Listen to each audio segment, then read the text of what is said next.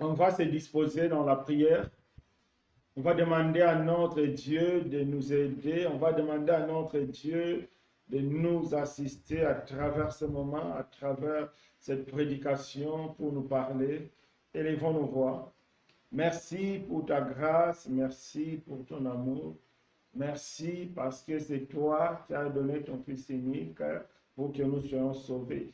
Si nous sommes là, ce n'est que la conséquence de ton amour, la conséquence de ce que ton Fils a accompli à la croix, parce que c'est toi qui l'as livré comme ce sacrifice expiatoire, comme ce sacrifice pour notre salut. C'est pourquoi nous te bénissons et nous te demandons de nous assister. Enlève toute la pensée humaine, enlève tout ce que l'homme a préparé, mais que ta parole, rien que ta parole de vie, puisse régner au milieu de nous. Merci de nous assister. Merci de nous parler au nom puissant de Jésus-Christ. Amen. Merci Seigneur pour ta grâce. Amen. Amen.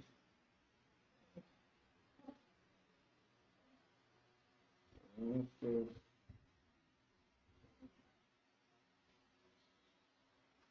Dieu soit béni.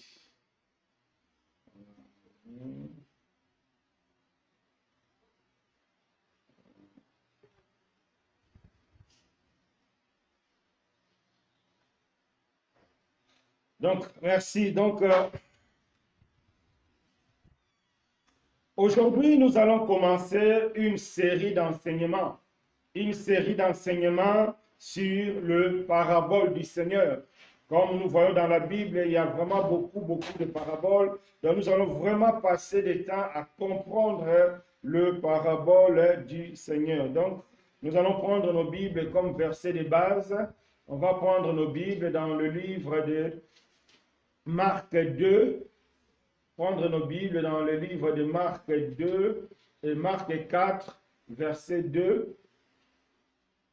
Marc 4, verset 2, qu'est-ce que la Bible nous dit? La Bible nous dit, il leur enseignait beaucoup de choses en parabole.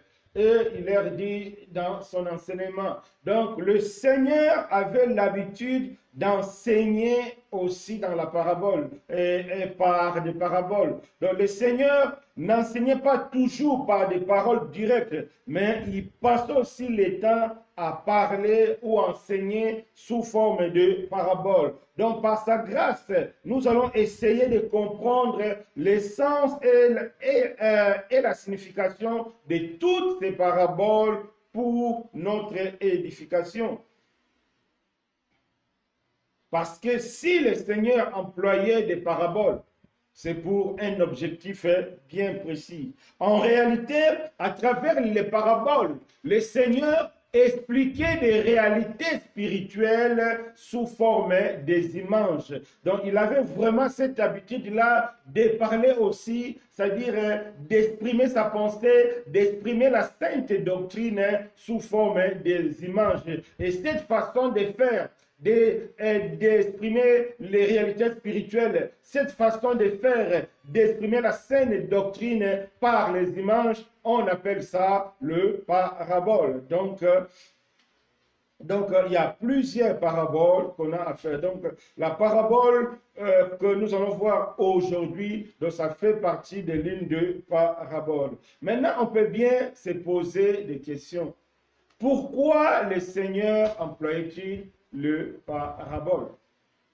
Il y a trois raisons qu'on peut imaginer ou bien comprendre pourquoi le Seigneur parlait en parabole. En plus de l'enseignement classique, le Seigneur enseignait aussi en parabole. Il y a trois raisons. La première raison, le Seigneur enseignait aussi en parabole, c'était premièrement pour attirer l'attention de ses interlocuteurs. Parce que le parabole représentait les images de la réalité quotidienne. Donc, les gens étaient plus aussi attirés par le parabole parce qu'elle représentait la vie, elle représentait des réalités sous forme des images. Et cette façon de faire du Seigneur attirer l'attention de ses interlocuteurs. C'est pourquoi le Seigneur a employé le parabole. Donc, première raison, c'est parce que le Seigneur voulait attirer l'attention de ses interlocuteurs. Donc, c'est pourquoi il a employé le parabole. Deuxième raison, le Seigneur Jésus a employé le parabole aussi pour pousser ses interlocuteurs à prendre une position. Parce que ce qui compte devant Dieu, ce n'est pas le fait d'écouter, mais ce qui compte devant Dieu, c'est le fait de prendre position par rapport à la parole de Dieu. Parce que si le Seigneur enseignait, c'était pour pousser ses interlocuteurs à prendre position. Soit tu acceptes, tu mets la parole en pratique, soit tu refuses, tu rejettes la parole. Donc, il n'y avait que deux positions là. Alors, pour pousser ses interlocuteurs à prendre position de foi, le Seigneur a employé le parabole. Donc, c'est important de comprendre ces choses. Parce que la Bible nous dit, on ne peut pas suivre deux maîtres. Donc, chacun de nous est appelé à prendre position. C'est ce que même on avait vu dans le livre d'Apocalypse 3, verset 16, quand le Seigneur parlait à l'église de Laodicée, l'église qui était ni chaud ni froid. Et Dieu avait dit non, je vais te vomir. Dieu veut nous voir prendre une position claire. Étant des chrétiens, étant des personnes qui veulent marcher avec Dieu, Dieu nous appelle à prendre une position claire. Donc, à travers le parabole du Seigneur, cela poussait ses interlocuteurs à prendre position. Soit ils adhéraient, soit ils n'adhéraient pas. Donc, c'est important de prendre position. Donc, le parabole sont là aussi pour nous aider à prendre position. Et la troisième raison qui a poussé le Seigneur à parler en parabole, c'est vraiment une raison très importante. La troisième, pour comprendre la troisième raison, on va prendre nos Bibles. Prenons nos Bibles dans le livre de Matthieu 13, de 10 à 16. Matthieu 13, de 10 à 16, nous permettra plutôt de comprendre pourquoi le Seigneur enseignait en parabole. C'est là que nous allons comprendre notre troisième raison qui poussait le Seigneur à enseigner par le parabole. Donc, Matthieu 13, de 10 à 16. On va prendre nos Bibles dans Matthieu 13. Matthieu 13, de 10 à 16. Les disciples s'approchèrent et lui dirent, « Pourquoi leur parles-tu en parabole ?»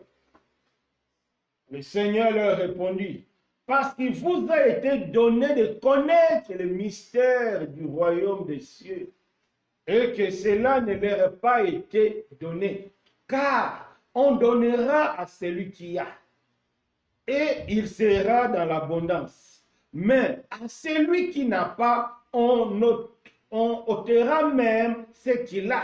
C'est pourquoi je leur parle en parabole, parce qu'en voyant, ils ne voient point, et qu'en entendant, qu'ils n'entendent ni ne comprennent.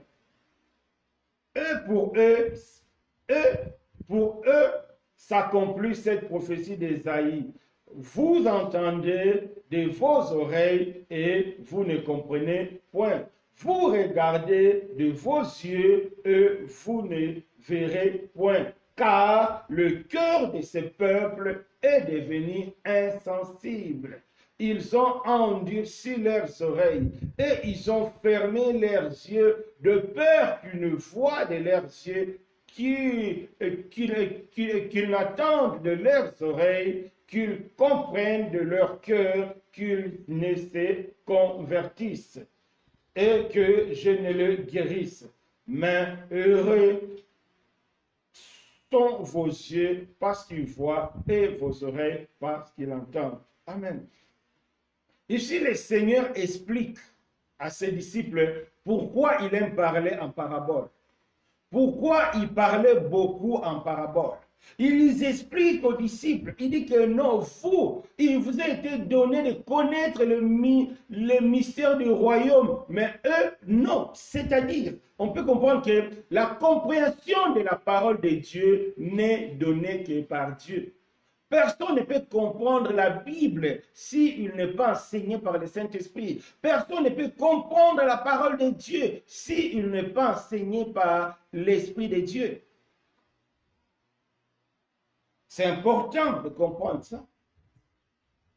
Alors, si ton cœur n'est pas disposé, si ton cœur est fermé, tu ne pourras pas comprendre la parole de Dieu. Tu ne pourras pas comprendre le mystère de Dieu.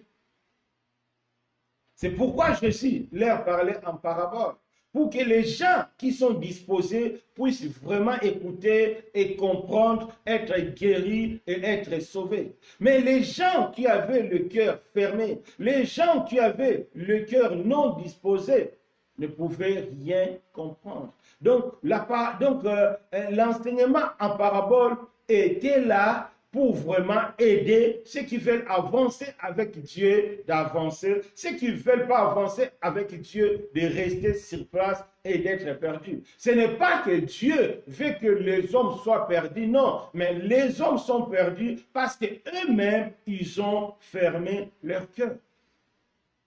C'est pourquoi nous voyons dans nos assemblées, il y a des personnes qui peuvent faire 10 ans, 20 ans dans une assemblée, mais leur vie ne change pas. Et pourtant, ils écoutent la même prédication que les autres, le même enseignement que les autres. Mais pourquoi leur vie ne change pas? Maintenant, nous comprenons que parce qu'ils ont fermé leur cœur, bien qu'ils sont là, bien qu'ils chantent, mais leur cœur est fermé.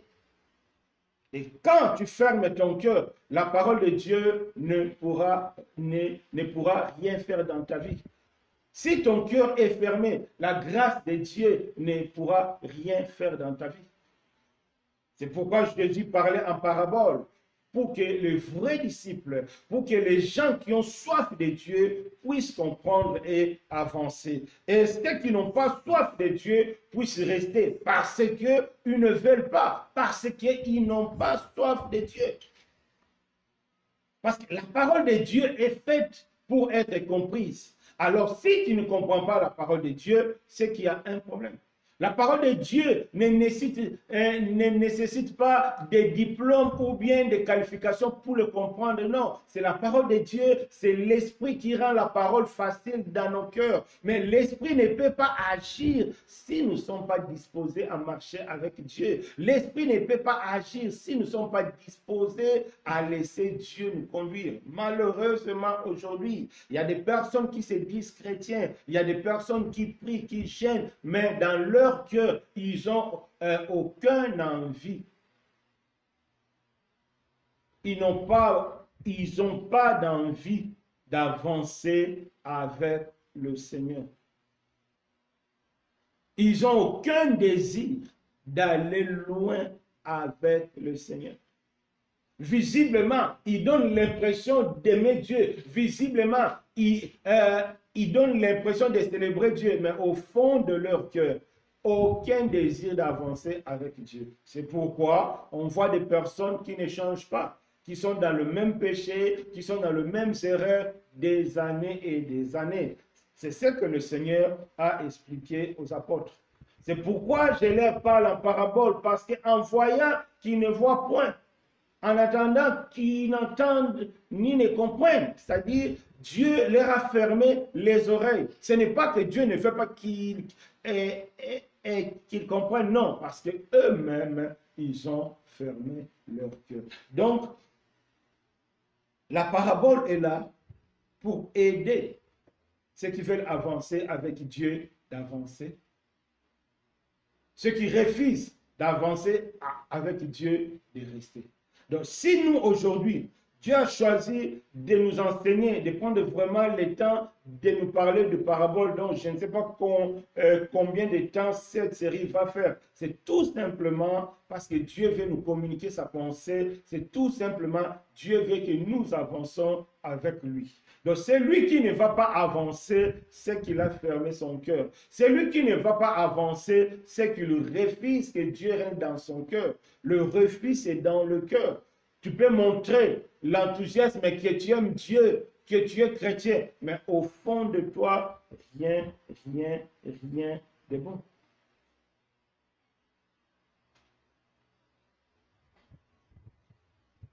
Donc, c'est important, mes bien-aimés, de chercher à comprendre la parole de Dieu. Parce que si la parole de Dieu n'a pas d'effet dans ton cœur, c'est que tu as fermé. Si la parole de Dieu te pousse à fuir les enseignements, là, il y a un souci. Normalement, la parole de Dieu est là pour nous aider. Oui, la parole de Dieu peut nous déranger. C'est mieux même quand la parole de Dieu nous dérange. Cela montre que Dieu est en train de toucher le doigt là où ça ne va pas. Ça fait mal. C'est important. Mais quand nous refusons la correction de Dieu, quand nous refusons la parole de Dieu, là, il y a un problème. Un jour, j'ai parlé avec quelqu'un. Il m'a dit que non, c'était pour elle, pour la première fois, de venir faire le culte avec nous. Et quand moi, je prêchais, je parlais de sa vie. La personne m'a dit que non, je parlais de sa vie. Alors, elle était fâchée. Donc, elle n'était plus intéressée de venir faire le culte avec nous parce que moi, je parlais de sa vie. Mais quand la personne me disait, moi, j'ai dit, oui, ma soeur, mais moi, je ne te connaissais pas. C'est maintenant que moi, je te connais. Alors, comment je peux parler d'une vie que je ne connais pas? Parce que moi, je ne te connaissais pas.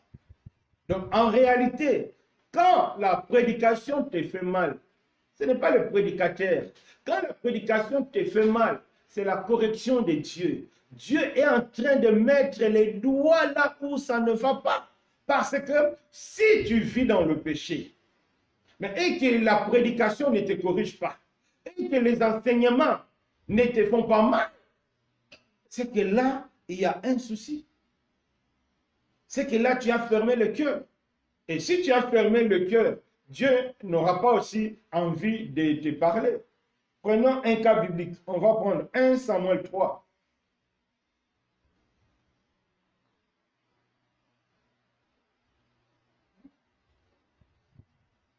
Livre de 1 Samuel 3, verset 1. Le jeune Samuel était au service de l'Éternel devant Élie. La parole de l'Éternel était rare à ces temps-là. La Bible nous dit la parole de l'Éternel était rare à ces temps-là. Pourquoi? Parce que Élie était désobéissant. La personne qui était le responsable de l'époque, le sacrificateur de l'époque s'appelait Élie. Mais Élie ne marchait pas droit avec Dieu. C'est pourquoi la parole de Dieu faisait rare. Si tu es dans une réunion, si tu médites la parole, et que la parole de Dieu ne te fait rien, et que la parole de Dieu ne te touche pas, et que la parole de Dieu ne crée pas la guerre en toi, c'est qu'il y a un problème. C'est que tu as fermé ton cœur. C'est que tu refuses la grâce de Dieu. Parce que normalement, la parole de Dieu est là pour nous corriger. La parole de Dieu est là pour nous redresser. Donc chaque bon message qui vient de Dieu doit nécessairement créer quelque chose en nous, dans le but de nous attirer vers Dieu, dans le but de nous pousser à changer de vie. Voyons un cas biblique. Luc 24.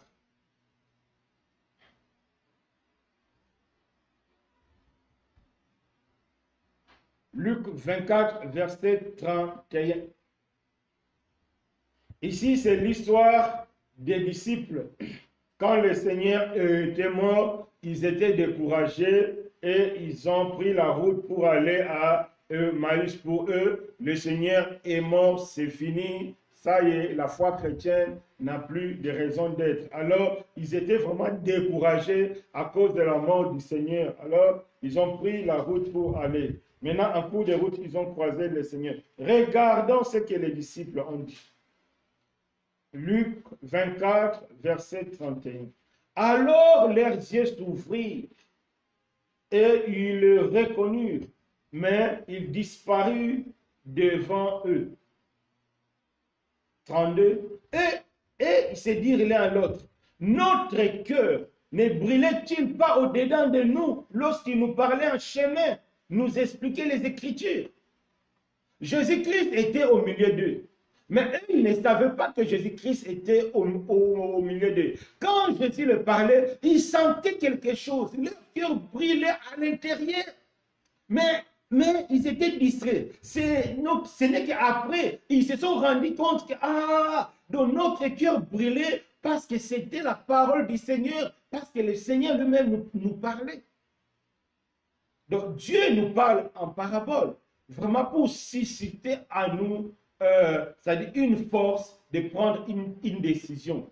Parce que c'est les images. Donc nous devons tout faire pour s'identifier à une image. C'est important. Donc la parole de Dieu doit nous faire mal. Si nous vivons dans le péché, si nous vivons dans la compromission, la parole de Dieu doit faire mal. C'est vraiment bizarre, comme je dis, tu es conscient que tu vis dans le péché, tu es conscient que tu vis dans le mal, tu es conscient que tu ne pardonnes pas, tu es conscient que tu vis dans la jalousie, tu es conscient que tu vis dans la haine, mais tu écoutes des prédications, ça ne te fait rien. Tu lis la Bible, ça ne te fait rien. C'est que tu as fermé ton cœur à Dieu.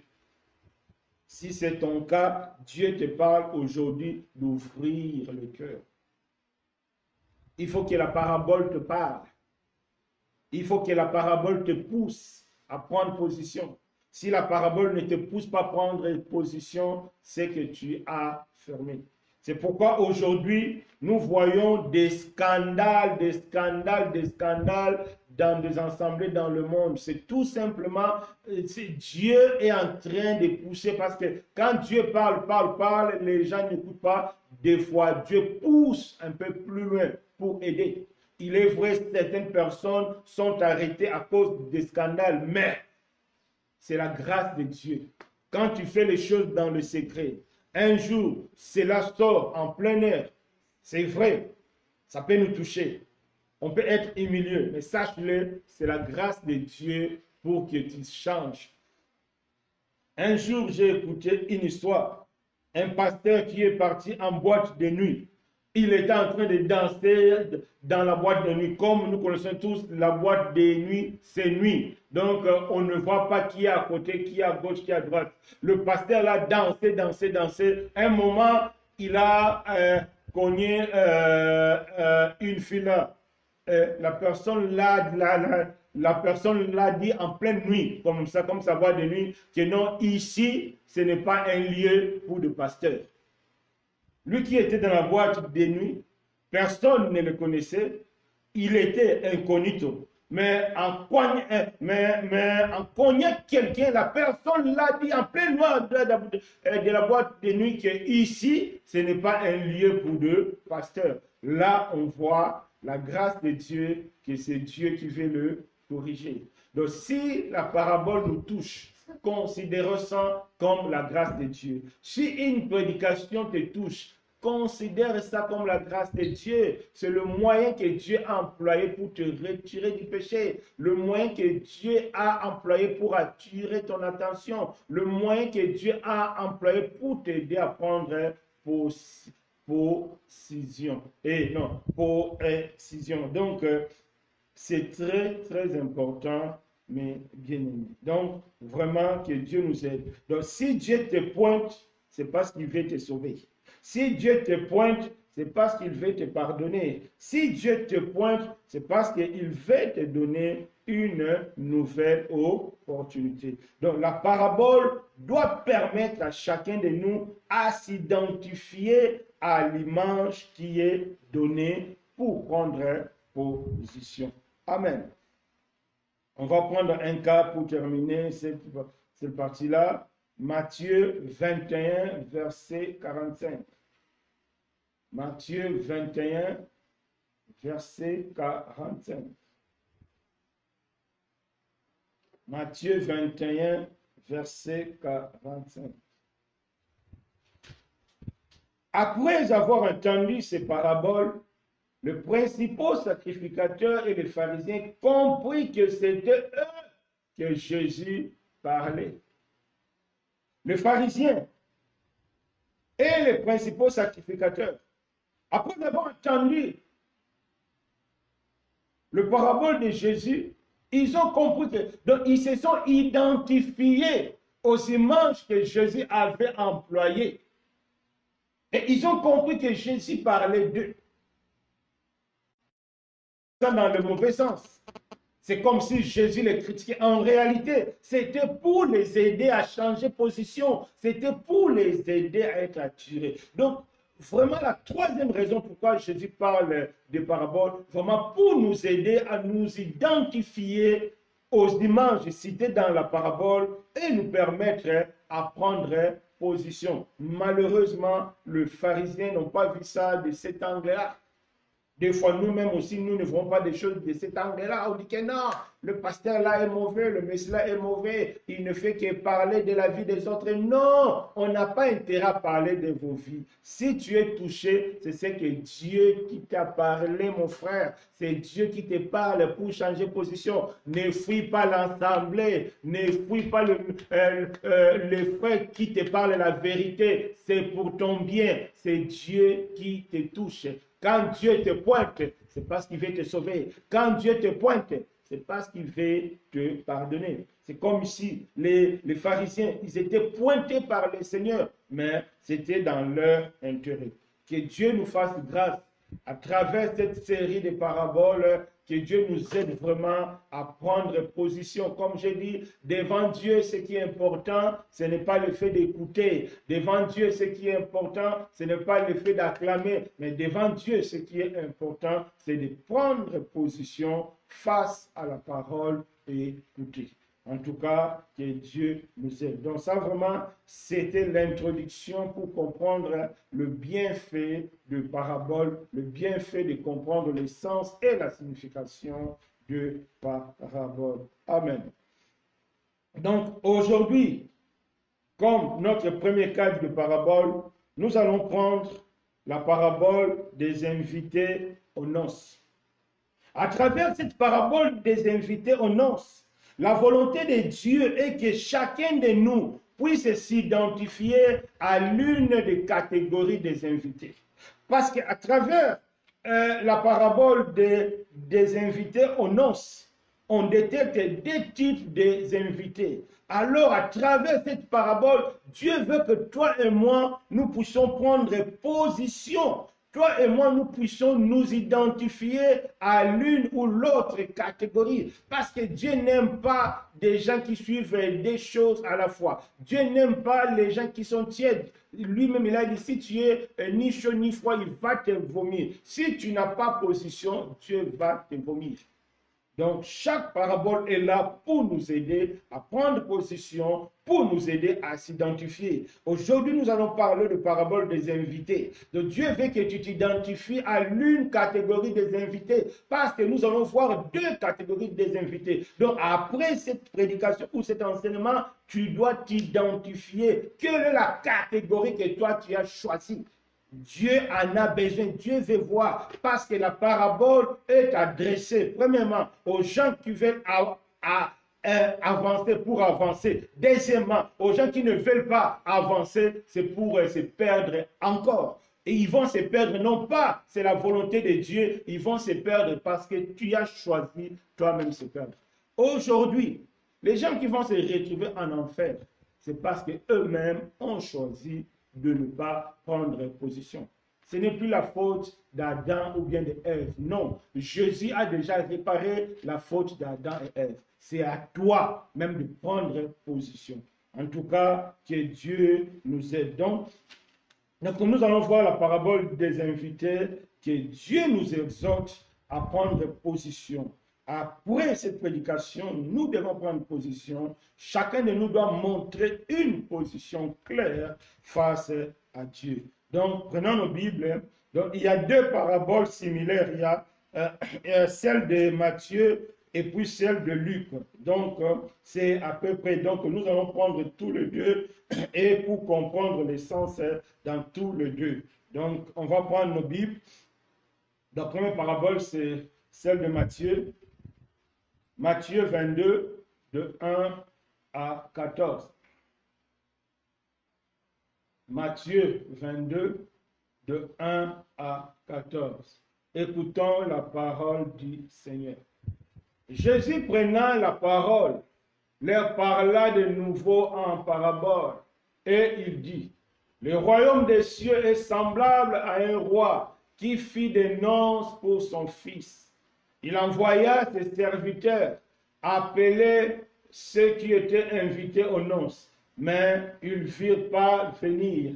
Il envoya encore d'autres serviteurs en disant, dites aux conviés, voici j'ai préparé mon festin, mes bœufs et mes bêtes grasses sont tués. Tout est prêt, venez aux noces. Mais sans s'inquiéter de l'invitation, ils s'en allèrent, celui-ci à son champ, celui-là à son trafic. Et les autres se saisirent des serviteurs, les outragèrent et les tuèrent.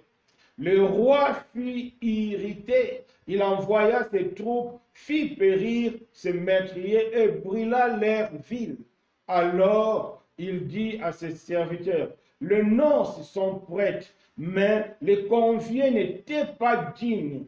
Allez donc dans le carrefour et appelez aux noces tous ceux que vous trouverez. Ces serviteurs allèrent dans le chemin, rassemblèrent tous ceux qu'ils trouvèrent, méchants et bons. Et la salle de noces fit pleine de convives. Le roi entrant pour voir qui était à table, et il aperçut là un homme qui n'avait pas revêtu un habit de noces. Il lui dit, mon ami, comment es-tu entré ici sans avoir un habit de noces? Cet homme eut la bouche fermée. Alors le roi dit au serviteur, liez-lui le pied et le main, jetez-le dans le ténèbre du dehors, où il y aura de pleurs et des grincements de dents, car il y a beaucoup d'appelés, peu de lits. Prenons encore celle de Luc 14. Celle de Luc 14. Luc 14, de 16 à 24. Luc 14, de 16 à 24. Et Jésus lui répondit, un homme donna un grand souper. Il invita beaucoup de gens à l'heure du souper. Il envoya son serviteur dire aux conviés, venez car tout est prêt. Mais tous, unanimement, se mirent à s'excuser. Le premier lui dit, j'ai acheté un champ et je suis obligé d'aller voir. Excuse-moi, je t'ai pris. Un autre dit, j'ai acheté 5 paires de bœufs et je vais les essayer. Excuse-moi, je t'ai pris. Un autre dit, je viens de me marier et c'est pourquoi je ne puis aller. Le serviteur de retour rapporta ces choses à son maître. Alors le maître de la maison, irrité, dit à son serviteur, va promptement dans le place et dans le rue de la ville et amène ici le pauvre, les estropiés, les aveugles, le boiteux. Le serviteur dit, maître, ce que tu as ordonné a été fait.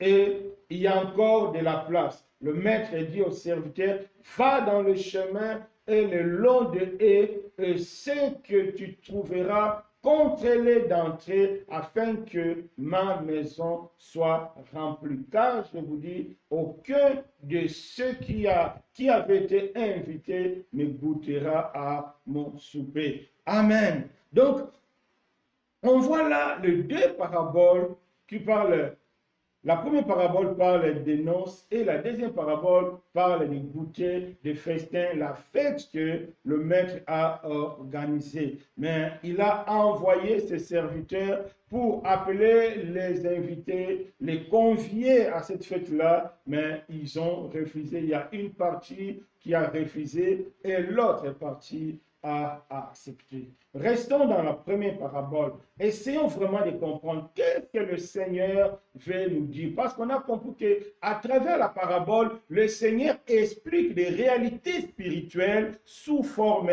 des images. À travers la parabole, le Seigneur nous pousse à prendre position parce que Dieu veut nous voir bien positionnés par rapport à sa parole. La position que Dieu veut nous voir, c'est par rapport à sa parole. Alors, la parabole d'aujourd'hui, c'est-à-dire les deux paraboles d'aujourd'hui des fêtes, qu'est-ce que le maître veut nous dire? Qu'est-ce que Dieu veut nous transmettre? Quelle est la position que Dieu veut voir à nous à travers ces deux paraboles? La première parabole, Matthieu 22, de 1 à 14. Donc ici, on parle, le royaume des cieux est semblable à un roi qui fit des noces. Ici, le royaume des cieux représente la vie éternelle. Le royaume des cieux représente ce salut gratuit en Jésus-Christ. Donc pour entrer, il faut être invité. Pour jouir des noces qui se passent dans ce royaume, il faut être invité. Sans l'invitation, tu ne peux pas. C'est important. Parce que personne ne peut connaître l'endroit où il y a une fête, l'heure de la fête, s'il n'est pas invité. On se rappelle bien dans le jardin d'Éden, le Seigneur avait chassé l'homme et il a bloqué le chemin. L'homme ne peut plus retrouver de lui-même le chemin. Il a besoin d'être guidé. Il a besoin d'être conduit par Dieu pour connaître le chemin parce que le chemin de la vie est bloqué. Le chemin de l'éternité est bloqué. L'homme ne peut pas le connaître seul. Alors cette parabole nous montre que la vie éternelle est comme ce roi qui fit des noces pour son fils et il envoie ce serviteur. Le premier invité, des personnes qui ont été destinées. Les invités de Marc ici représentent Israël. Israël qui est les détenteurs de la loi de Dieu, les détenteurs de la promesse de Dieu. Mais à travers les Écritures, nous comprenons comment Israël a rejeté la grâce de Dieu. Comment le peuple d'Israël sont partis jusqu'à tuer les fils de Dieu, jusqu'à tuer leur Seigneur, le Messie que Dieu les a envoyés pour montrer vraiment leur refus de suivre Dieu, pour montrer leur refus d'entrer dans le noces de Dieu. Donc ici, les invités, dans un premier sens, représentent Israël qui avait refusé. Mais Dieu ne s'est pas limité là au refus d'Israël. Malgré le refus d'Israël, Dieu s'est tourné vers les hommes, vers toute l'humanité. Donc la deuxième catégorie, le deuxième sens des invités, c'est-à-dire tout le monde entier représente ces invités de Dieu. Parce que Dieu invite tout le monde. Dieu lance l'invitation à tout le monde. Aujourd'hui, l'invitation de Dieu a trois formes. Dieu nous lance l'invitation sous trois formes. La première forme de l'invitation de Dieu, c'est à travers la parole. À chaque fois que tu écoutes la parole de Dieu, c'est que Dieu t'invite à venir à lui. À chaque fois que tu écoutes la parole de Dieu, c'est l'invitation à venir recevoir le salut gratuitement. parce que le Seigneur a appelé les invités pour venir gratuitement manger et boire, gratuitement jouir de cet événement remarquable de noces de son fils. Donc c'est gratuitement. Donc à chaque fois que tu écoutes la parole de Dieu, à chaque fois que tu médites la parole de Dieu, à chaque fois que la parole de Dieu te touche, c'est que c'est l'invitation de Dieu. Ne regarde plus le prédicateur. Ne pense plus que cette personne-là a quelque chose contre toi. Non, non, non, non, non. Si tu es touché, c'est que c'est l'invitation de Dieu. Tu es touché parce que Dieu a mis les doigts là où il y a le péché. Tu es touché parce que Dieu a mis les doigts là où ça ne va pas. Donc, chaque jour, Dieu nous lance cette invitation à travers la parole de Dieu. Venez à moi, vous tous qui êtes fatigués, venez. Dieu a envoyé son Fils, Jésus-Christ, qui est mort pour toi. Jésus est prêt à porter tes péchés. Il est prêt à te pardonner. Il est prêt à tout. Quel que soit ce que tu es, quel que soit ce que tu fais, réponds à l'invitation de Dieu. Viens par la foi en Jésus-Christ, tu seras sauvé. Mais malheureusement, beaucoup refusent l'offre de Dieu. Quand on écoute la parole de Dieu, on dit que non, les hommes là exagèrent. Ils ne voient pas qu'il fait chaud. Les hommes là exagèrent. Ils ne voient pas que le monde a changé. Non, mes bien-aimés, le salut est gratuit. Ne commettons pas cette erreur-là de rater ce salut gratuit en Jésus-Christ. Donc, à chaque fois que la parole de Dieu te touche, à chaque fois que tu reçois un message par WhatsApp, par Facebook, quel que soit le canal que Dieu va utiliser, à chaque fois que tu vas recevoir un message venant de Dieu, un message biblique véritable, c'est que c'est l'invitation de Dieu. Ne vois pas la personne qui a envoyé. La personne qui a envoyé n'est qu'un simple serviteur que le roi a utilisé pour inviter. Donc, Dieu t'aime. C'est pourquoi Dieu t'adresse cette invitation. La Bible dit, Dieu a tant aimé le monde, il a donné son Fils unique, afin que quiconque croit en lui ne périsse pas, mais qu'il ait la vie éternelle. La vie éternelle, c'est donc gratuit que nous recevons en Jésus-Christ par la foi est destiné à toi. Ne rejette plus la parole de Dieu. Donc, à chaque fois que tu écoutes la parole de Dieu, c'est une invitation que Dieu te lance. Deuxième type d'invitation, c'est que Romains nous explique dans Romains 2, versets 14 à 16, la loi de conscience. Dieu sait qu'il y a des points où la parole de Dieu ne va pas arriver. Dieu connaît ça. Des fois, on se demande, mais si vraiment la Bible est la parole de Dieu, et les gens qui habitent au fond là-bas, en Irak, en Arabie Saoudite, dans des pays bizarres là-bas, là où il n'y a pas le christianisme, comment eux, ils seront sauvés parce que vous dites que c'est par Jésus-Christ que nous sommes sauvés. Oui, Dieu connaît toutes ces réalités-là.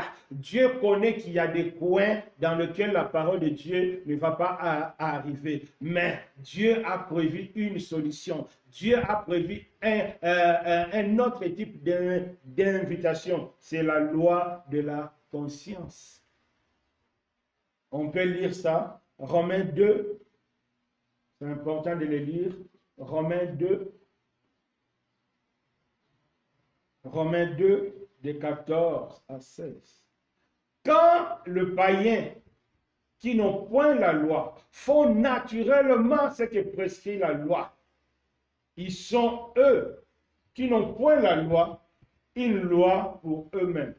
Ils montrent que l'œuvre de la loi est écrite dans leur cœur.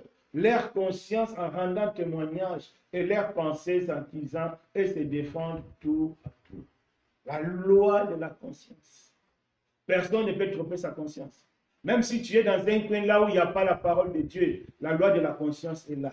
Quel que soit dans le coin, dans le monde ici, il n'y a pas un coin là où le vol est bien. Il n'y a pas un coin là où prendre la femme de quelqu'un est bien. C'est-à-dire, la conscience est là pour nous parler. Donc la loi de la conscience, Dieu a déposé dans chaque homme cette loi de la conscience parce que Dieu savait qu'il y a des endroits où l'évangile ne va pas arriver faute pour une raison ou bien une autre. Et Dieu a prévu la loi de la conscience. Donc quand ta conscience te parle, que ça c'est mauvais, quand ta conscience te parle, ça c'est pas bon, il faut écouter cette conscience-là. C'est Dieu qui t'invite à venir à lui. Le but de la loi de la conscience, c'est pour nous attirer à Dieu. C'est important. La loi de la conscience. Souvent, c'est une loi qui est douce, mais qui te parle vrai. Ne remets pas le mal par le mal. N'insulte pas. Fais du bien. Même si la personne t'a fait du mal, ne réponds pas le mal par le mal. C'est une petite voix, mais une voix douce. La douceur du Saint-Esprit qui nous parle. Mais des fois, nous ne faisons pas attention. Nous devons considérer cette petite loi et cette loi douce et cette voix douce comme une invitation du Seigneur. La loi de la conscience. Deuxième type d'invitation. Paul en parle encore dans Romains 1, de 18 à 20. Faute de temps, on ne va pas lire, vous pouvez noter. Romains 1, de 18 à 20. La nature, la création. Il y a des gens qui n'auront pas la possibilité de recevoir les écrits comme nous avons. Il y a des gens qui auront du mal à comprendre leur loi de la conscience. Dieu a fait une autre forme d'invitation. C'est la nature. La nature est là pour nous pousser à réaliser qu'il y a un créateur. Les choses ne peuvent pas se créer. La neige ne peut pas se créer d'elle-même. Le ciel ne peut pas se créer de lui-même. La pluie ne peut pas se créer d'elle-même. C'est qu'il y a bel et bien une main qui est derrière. En regardant la nature, Dieu nous montre qu'il y a bel et bien quelqu'un qui est derrière. La nature est là pour nous pousser à réaliser qu'il y a un créateur que nous devons écouter. Il y a un créateur que nous devons suivre.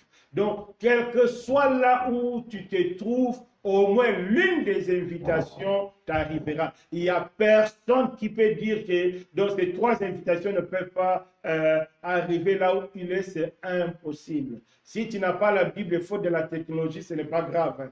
Il y a la loi de la conscience. Si tu n'arrives pas à comprendre ta conscience, il y a la nature. Donc, l'invitation de Dieu est ouverte pour tout le monde. Donc, l'amour de Dieu. L'histoire des invités, c'est aussi l'histoire de la grâce. Dieu t'aime, Dieu veut te sauver. Dieu a envoyé Jésus pour te sauver. Quel que soit ce que tu es, quel que soit ce que tu fais, Dieu t'appelle aujourd'hui. Viens à lui. Viens à lui. C'est important. Donc, la Bible nous enseigne que les invités ont refusé. Personne n'a voulu venir. Et Dieu ne s'est pas, le roi ne s'est pas fatigué. Il a envoyé encore pour la deuxième fois. Les gens ont refusé encore. Quand on refuse d'écouter Dieu, on t'envoie le message. Il y a même d'autres qui vont plus loin. Quand tu envoies le message beaucoup, on voit la personne te bloque sur WhatsApp et dit que non, tu le déranges. Non, mes bien-aimés, on ne te dérange pas. En t'envoyant la parole de Dieu, ce n'est pas un dérangement. Si c'était autre chose, tu allais être content de recevoir la musique de Kofi, de Yusundu et les autres. Mais ça va t'amener nulle part, sinon dans la perdition. Mais la parole de Dieu te donnera la vie, pas n'importe quelle vie, la vie éternelle. Tu auras Dieu, tu auras Jésus. Ne bloque plus de personnes qui t'envoient des messages par WhatsApp, parce que c'est la vie. Amen. Donc c'est important, mes bien-aimés. Donc, on voit les personnes qui ont refusé. Dieu a envoyé encore, donc le roi a envoyé encore ses serviteurs, mais ils ont refusé. Le roi dit, j'ai préparé mes bêtes, mon festin est là, mes bêtes grasses sont tuées, venez manger. Personne ne s'occupe, ne s'inquiéter de cette invitation. C'est ce que nous faisons. Quand on nous invite au culte, quand on nous invite au direct, chacun a une raison. Pourquoi ils ne sont pas venus? Chacun a une raison. J'ai mon champ. J'ai le trafic.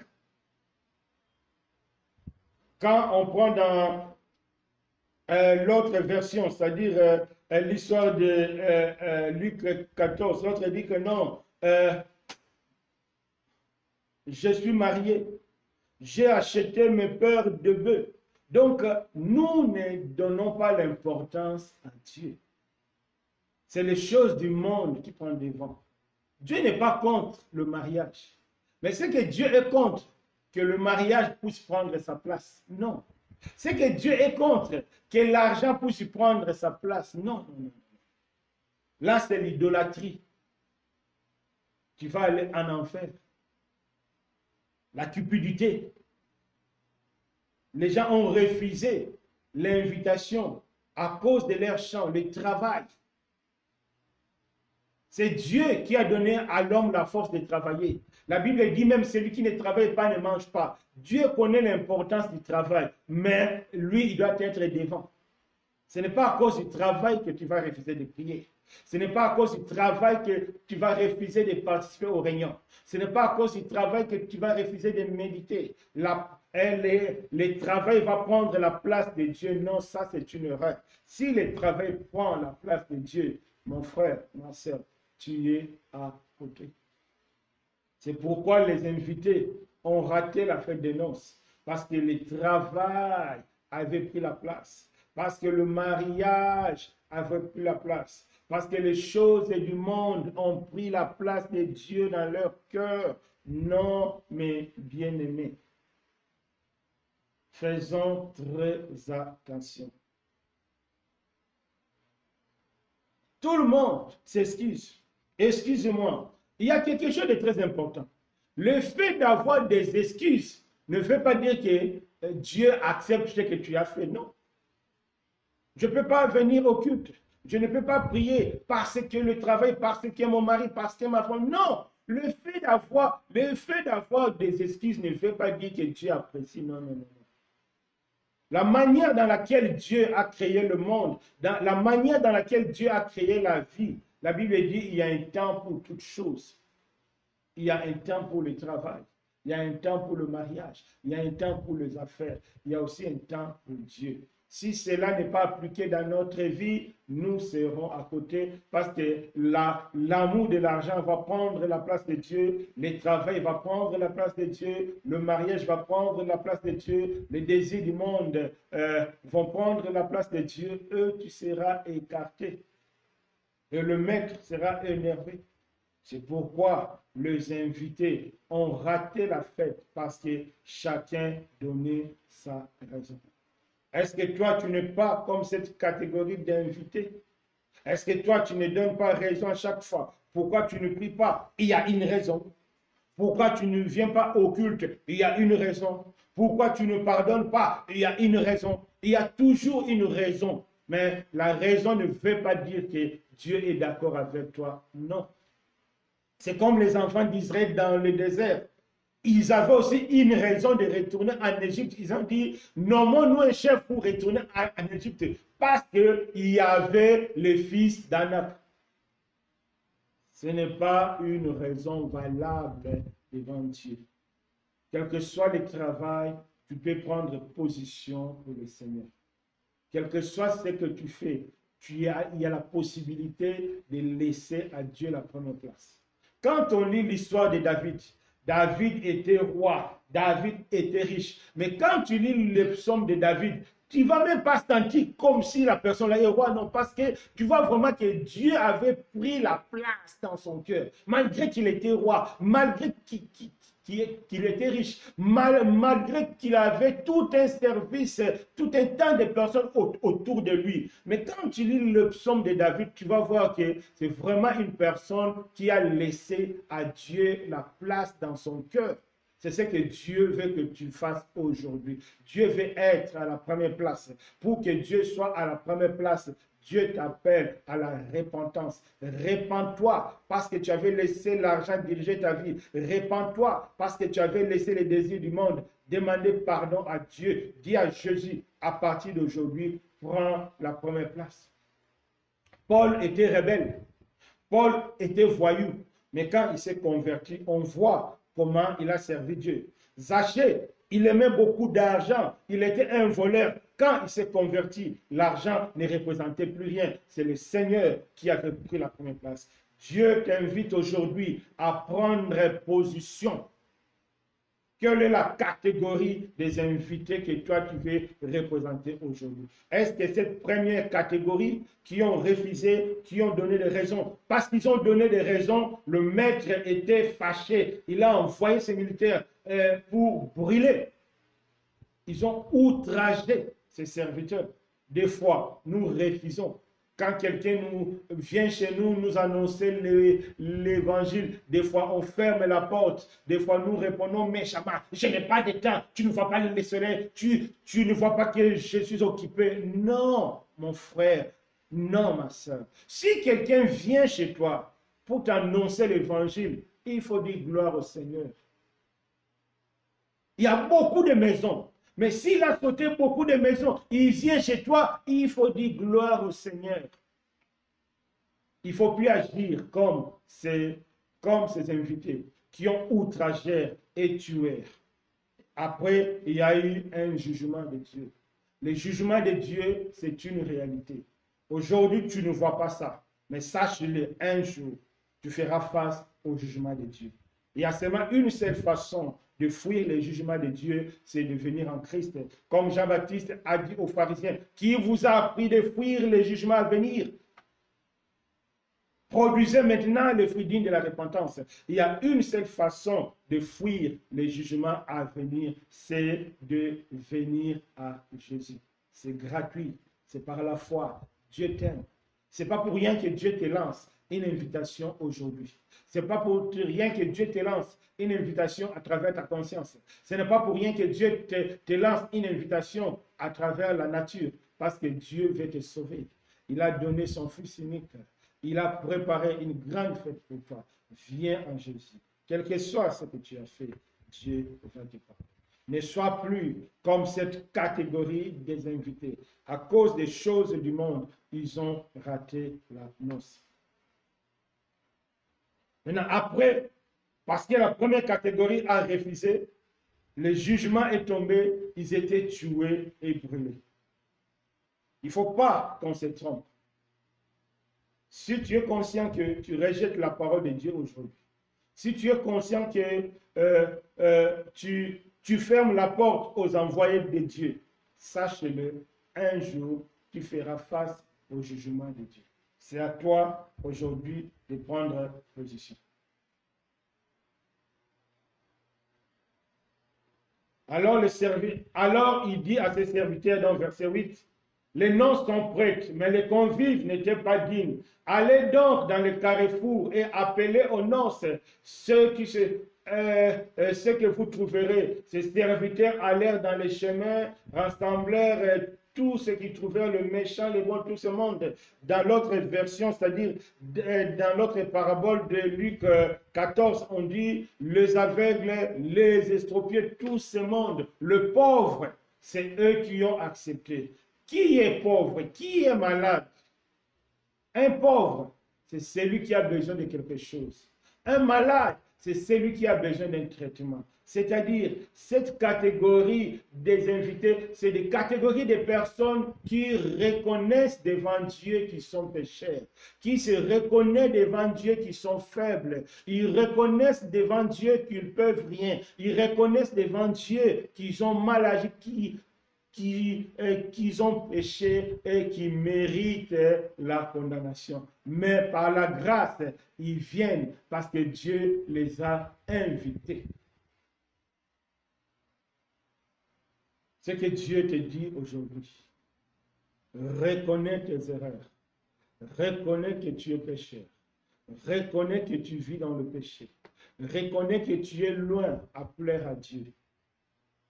Viens à lui. Jésus-Christ est mort pour toi. Jésus a donné sa vie pour toi. C'est ça la catégorie. Les aveugles, les estropiés, c'est des personnes qui ont besoin d'aide. Tant que tu ne reconnais pas que tu as besoin d'aide de Dieu, tant que tu ne reconnais pas que tu as besoin de la grâce de Dieu, il te sera impossible d'être sauvé.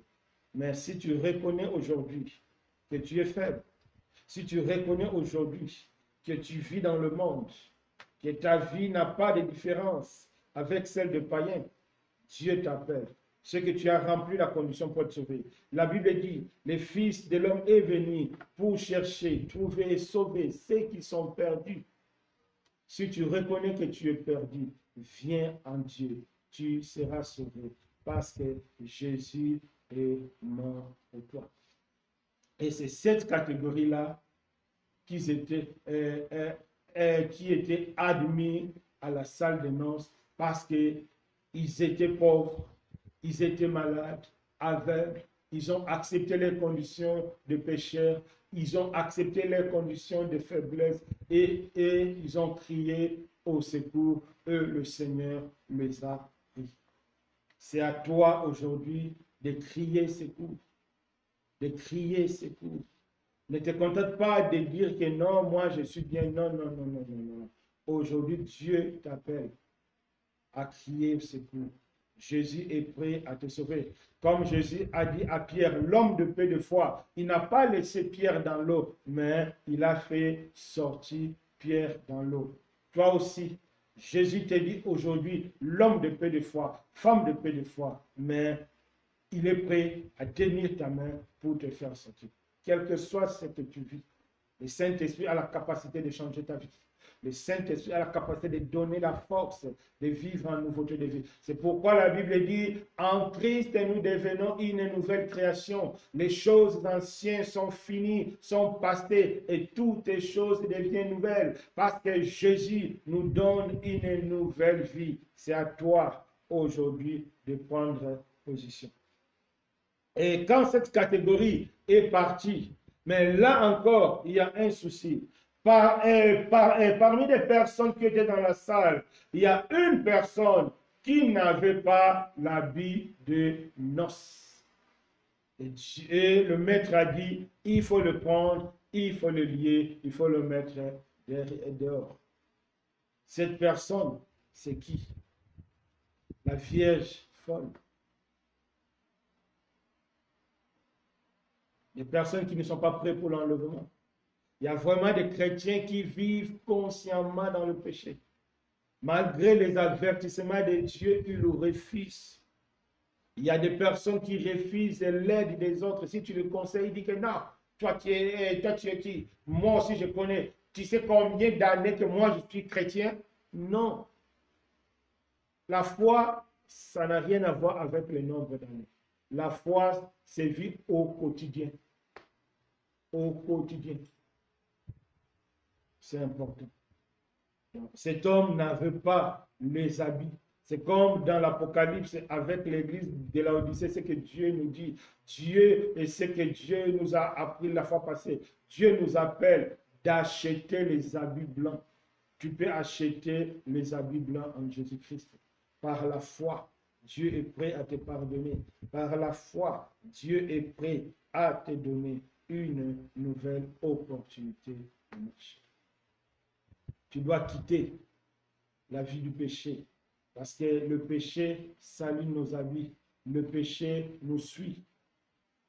Efface l'éclat de notre sanctification. Le péché efface l'éclat de notre foi. Si tu es conscient que tu es dans un péché permanent, sache-le que Jésus est venu pour te délivrer. Tu dois confesser et prendre la décision de quitter. Oui, c'est possible avec Christ. Comme le Seigneur a dit à la femme adultère, moi aussi je ne te condamne pas, mais va et ne pêche plus. C'est à toi aujourd'hui. Donc, on voit ces deux catégories des invités. La première catégorie qui refuse l'appel de Dieu à cause des soucis de ce monde. La deuxième catégorie qui accepte l'appel de Dieu, qui accepte sa pauvreté, qui accepte son état de maladie, qui accepte qu'il est dans les difficultés, qui accepte qu'il vit dans le péché et sollicite la grâce de Dieu. Aujourd'hui, Dieu te parle. Il y a encore, je dirais, cette troisième catégorie, la personne qui est dedans, qui est chrétien, mais qui n'a pas les habits propres. qui plonge encore dans le péché, qui plonge encore dans le monde, comme la Vierge folle. Dieu nous appelle aujourd'hui à prendre position. Quelle est la catégorie que toi tu veux être aujourd'hui? C'est à toi de prendre cette décision. Est-ce que tu veux être la première catégorie à cause des soucis du monde? Ils ont refusé l'appel de Dieu. Bien, tu peux être, ou bien tu veux être cette catégorie qui n'a pas les habits des fêtes, un chrétien qui vit dans le monde, un chrétien qui plonge dans le péché, un chrétien apostat. C'est à toi. Ou bien tu veux être cette catégorie qui reconnaît qu'il est pauvre, qui reconnaît qu'elle est malade, mais elle vient en Jésus pour la fête, elle vient en Jésus pour recevoir le salut gratuit. C'est à toi de prendre position. Je nous ai montré que la parabole est là pour nous pousser à prendre position. Tu ne peux pas quitter ce moment sans position. Dieu veut que tu puisses prendre position devant lui.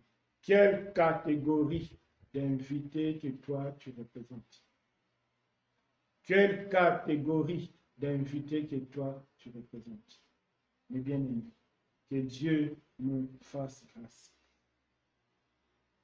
Que chacun de nous sonde son cœur. Dieu nous a parlé. À travers cette parabole des invités, Dieu nous montre ces trois catégories. Des personnes qui ont reçu l'invitation, qui ont rejeté l'invitation à cause des soucis de ce monde. Deuxième catégorie, des personnes qui ont reçu l'invitation, qui ont répondu présent parce qu'ils avaient soif de Dieu, parce qu'ils avaient besoin d'être acceptés, parce qu'ils ont reconnu leur pauvreté, leur faute. Et la troisième catégorie, la personne qui était dedans, mais qui n'avait pas d'avis de fait, c'est-à-dire de rebelles, de personnes qui refusent de s'appuyer dans le Seigneur pour marcher dans la sanctification, de personnes qui suivent leurs vêtements. C'est à toi de faire un choix. Quelle est la catégorie que tu veux être aujourd'hui? C'est une parabole. La parabole est là pour nous aider à prendre position. Prends position.